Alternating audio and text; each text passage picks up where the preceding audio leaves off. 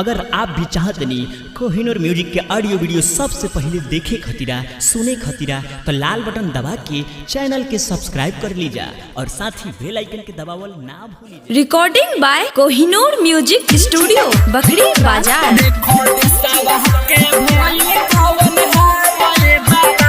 काहे हो गइल बाबा तू कठोरे बाबा, हो गइल बाबा तू कठोरे बाबा, काहे हो गइल बाबा तू कठोरे बाबा।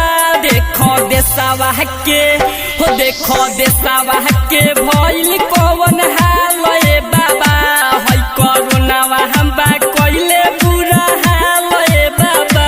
देखो देशवा के भइल कौन हाल ए बाबा,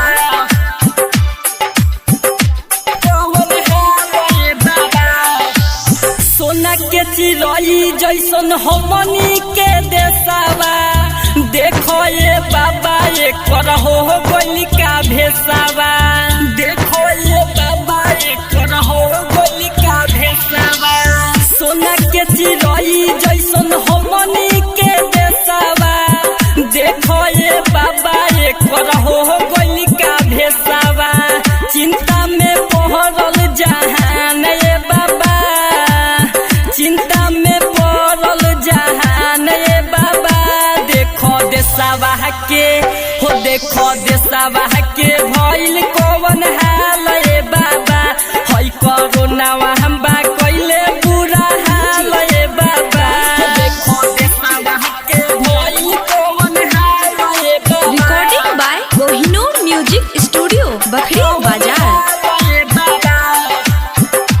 देखो देशवा के विवेक विशाल के बात तोहरे प्रयास हो, अनिल चंदन के करी ना निराश हो, अनिल चंदन के करी ना निराश हो। विवेक विशाल के बात तोहरे प्रयास हो, अनिल चंदन के करी ना निराश हो।